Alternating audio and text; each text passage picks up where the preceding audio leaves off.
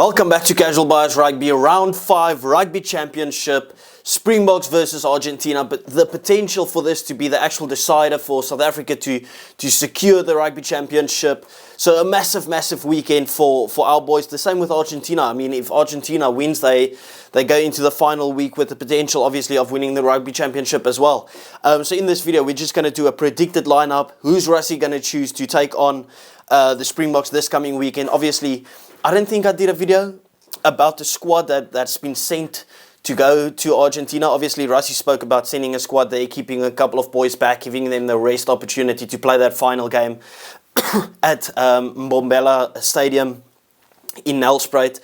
But I am excited, but also nervous. You know, like when South Africa has to play with the favourite tags, you just know shit can hit the fan. It can hit the fan at any point, but we've been doing very well in terms of having that favourites tag and actually living up to expectations. So I expect the boys to come out and do that as well. We'll go into a full match review, full match preview in this coming week. We'll have interviews with a bunch of people as well. But now Sunday, we know the squad gets announced on a Tuesday. We're back to the Tuesday squad announcements. I hated that thing of us announcing the squad. Like 10 o'clock, 12 o'clock on a Thursday morning. It's too late. It's not rugby heritage. But anyway, let's get into it. Please do remember to like and subscribe to the channel. I do appreciate each and every one of you guys. I love the conversation that we always have in the comment section. Let's keep that up. Tell me what your predicted lineup is for the Springboks. But anyway, I've got a bit of a rotational team, but I've still got a lot of strong boys on it. I think we'll kind of go with the likes that we did against the Wallabies in that second test, where we have some boys coming off the bench, obviously bring some security off the bench. But I think we'll also have some experience on the field. You know, we're in a very good in a very good spot. Our depth is almost unmatched at the moment. And we got to play like that, right? Just because it's a rotated team, my expectations does not go away. We can't look at Argentina like they're some easy feat, but I also feel that a rotated team should still get the job done. And I predict us to get the job done. That's the early prediction. But anyway, in that 1-2-3, I'm giving Gerard Steenekamp his first start. I'm going there. We might see Jan-Hendrik Wessels. I wouldn't be surprised if we see a Jan-Hendrik Wessels, but I think we might switch it up a bit this game. I think Gerard Steenekamp, Malcolm Marx, and Thomas du Toit, that will be our three starters. I would have said Vincent Koch, but you already know. Vincent Koch plays every single game, but he comes off the bench.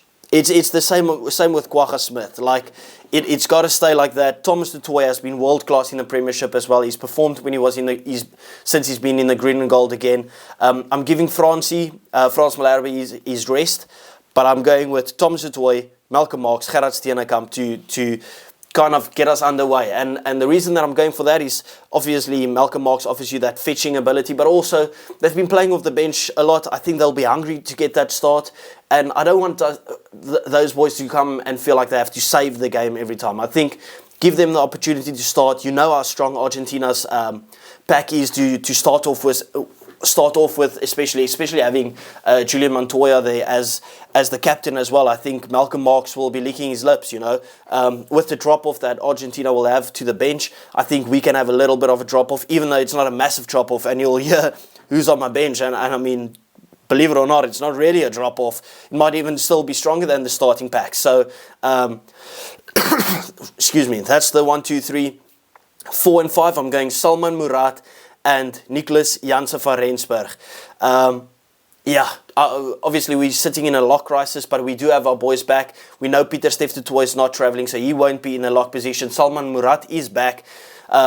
Spoiler alert for that number 6 jersey. I've got Salman Murat to also captain this side against the RGs. So Salman Murat, Nicholas Janse van Rensburg, who's been in the squad now for a little while. I don't think they wanted to play him against the All Blacks, but they kind of brought him in to go and play against Argentina, give the boys a resting opportunity. Obviously, Eben Etzebeth has been playing a lot. Pieter-Steph du Toit has played a lot. Ruan Orki had 2 grueling games against the All Blacks, and obviously against the Wallabies as well. So Nicholas Janse van Rensburg, he runs out onto the field, and Salman Murat takes that 4 jersey to captain the side. Obviously, Murat has got a massive game. He needs to live up to expectations. Obviously, we've got big expectations of him. He is seen as the future captain of this team. So, yeah, massive boots to fill. Marco van Staren, Ben Jason Dixon, Jasper Wiese. That is the loosies that I'm going with. Ben Jason Dixon, kind of a like-for-like replacement to Pieter Steff to tackle. Yeah, and obviously he had one bad performance against the All Blacks, but don't discount all the other performances he's put in. He's had an immense season in the URC. By the way, we'll make some URC videos this week as well with that starting. We won't miss an upload. Very committed. And I just love engaging with you guys. So Ben Jason Dixon, massive season for him with the Stormers. He's been great for the Springboks except for that one game. But I think him coming back now, he knows there's a lot on his shoulders at the moment. There's no Pieter Steff du Toit cover for him like that. Marco van Staren deserves the opportunity. Obviously dropped for the 2 games against the All Blacks. I wouldn't say dropped necessarily. Just with the locking crisis, we kind of needed to put someone like a Elrich Low on the bench that can kind of cover lock position as well. But Marco van Staren, obviously, he's got a massive tank. He can play the full 80 if you need him to. Oh, excuse me. So he'll take that number 6 jersey, obviously the fetcher as well. And then Jasper Wiese, who he's just played 2 games against the All Blacks. He's got his little rest. Play him again. He's been looking better and better and better. He's been looking like he's taking over that 8 jersey and making it his. So Jasper Wiese, keep playing him. The guy's literally just come off a massive suspension. Keep playing him. So that's the forwards, in my opinion, that I think Rassie will go for. I don't think I really would change anything if I had my pick. I think I would have gone exactly the same. Anyway, let's move on to the bench, and this is where it obviously gets interesting because there's so many combinations that we can try. 9-10 combo. I'm going Jaden Hendrikse.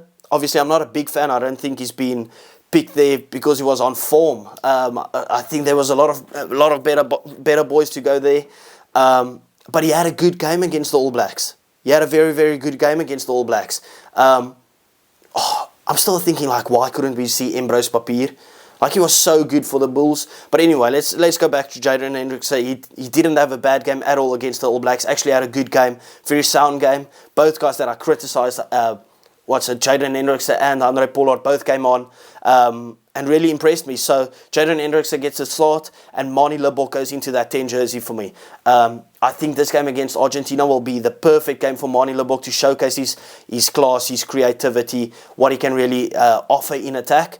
And obviously he hasn't really played any games for the Springboks except for the game against Portugal. So this is a chance for him to come onto the field and really cause some damage, really showcase what he's worth, and that he's still fighting for that number 10 jersey in the Springbok squad. Moving on to the centres, and this is kind of where I was stuck a bit, right? Because I thought we might go one of 2 ways. I don't think we'll see Canan Moody in that 13 jersey. I know a couple of people have been talking about it, but I thought we're either going to see Lukhanyo Am and Jesse Kriel, or we are going to see Andre Pollard and Lukhanyo Am. And the thing is just like, do we trust Manie to take the kicks? Do we want the game to come down to that?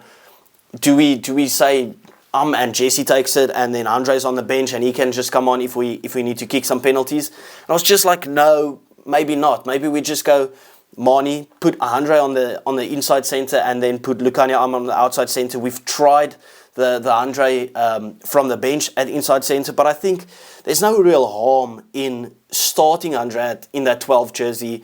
And then if things go a bit pear-shaped, you can either take him off for Jesse, or you can literally put Andre at 10 and move Manie to the bench with Jesse coming on, or even Moody going into outside centre. So I wouldn't be surprised, but I'm going with Andre to go into that 12 jersey, show what he can do there. He's been carrying, well, I wouldn't say he has been carrying better. He carried a lot better against the All Blacks, and obviously that gives him the reins to take on the kicking duties as well, with Lukhanyo Am at outside centre, who deserves a start as well. I mean, the guy's been sensational every time he's come onto the field. This year, even for the Sharks as well, he's been absolutely brilliant. Moving on to the wingers, I've got Makazole Mapimps and not Canan Moody, Kurtley Arendse. Obviously, Arendse, he did miss he missed the second test against the All Blacks, and I think he missed like most of the first one. Did he get injured in the first or the second half? I can't even remember. But obviously he's missed those games. He's had a little break, time to recover. So I'm going with Well, yeah, I'm going with Kurtley Orange on the 14 and Makazulu Mapimpi on 11 with obviously Apelile Fassi at fullback. And I think this is a great game for Fassi as well. I think there will be some room to move in, and that fits the likes of Amani Lubbock and Fassi and also Lukani perfectly. It fits them like a glove. So that is my official starting 15, moving on to the bench. And you can let me know what you think. Do we go 6-2? Do we possibly go 7-1? Do we go 5-3? I'm predicting we're going with a 5-3 split. And on the bench, and I just said, listen, our boys on the bench might even be better than the ones starting. I've got Oxenchair on the bench. I've got Johan Grobler on the bench. And I've got Vincent Koch on the bench. And I've always spoke about us kind of mixing it up when you bring the new guys through. Have them play with the experienced guys. Don't let Jan-Hendrik Wessels, Thomas de Toy and Johan Grobler all play together where there's no real proper experience. But if you have Oxenchair who's in the starting lineup and you pair him with Vincent Koch and then you have the inexperience of Johan Grobler just to comfort him, kind of coming from the bench, I think that would be an ideal world. I think that would be perfect, and that's why I've gone with that exact combination. That is my front row off the bench. I'm going Eben Etzebeth on the bench as well, just to give him a little bit of a break, and then you bring him on, because obviously playing this game, he matches Victor Matfield on the most caps as a Springbok, which means if he comes onto the field, the final game of the Rugby Championship, where we kind of secure the trophy, if we don't already secure it now, or well, the last game of the Rugby Championship, where we officially get to celebrate it with the people, then Eben Etzebeth becomes the most capped Springbok, which is obviously an amazing thing, and you don't want to do that when we travel to Wales at the end of the year. Have him do it here in Mbombela Stadium in South Africa. I mean, that would be beautiful, right? So that's why I've got Eben Etzebeth on the bench. Kwagga Smith to partner him. Obviously, he covers that 8th man and the Lucy's position. So obviously, Ben Jason Dixon can cover lock as well. So Kwagga Smith just to cover that full loose 3-0 positions. I don't think anyone will dispute that. It's either going to be Kwagga Smith or Elrich Louw, but I think Elrich Louw has played so much rugby anyway now, so he can obviously have a little break. And then the three boys that I have on the bench, Kobus Reinach, obviously to bring that experience off the bench. We might see Morne van den Berg. Obviously, he's come in for Grant Williams that has gotten injured. But yeah, I mean, you live in a great world where you have to pick between Kobus Reinach and Grant Williams, who's going to come off the bench. So Kobus Reinach is coming off the bench for me. Jesse Creel, that kind of opens up that thing for us if you want to try and Creel once again as a centre combination. And then obviously Kainan Moody, who covers centre and covers wing. He covers fullback. So I've got Kainan Moody there. I actually thought maybe Kurtley Orange is on the bench. Kainan Moody starts, so he goes onto the wing, gets comfortable. Maybe he moves into outside centre position with Kurtley Orange coming on. If we wanted to do a 6-2 split. But I mean, it is what it is. I'm going 5-3. Kainan Moody off the bench. Jesse Creel and Kobus Reinach will be the backs on the bench. Anyway, let me know if you enjoyed the video. Tell me what your predicted lineup is. I do appreciate each and every one of you guys. And I will see you next time. Thank you.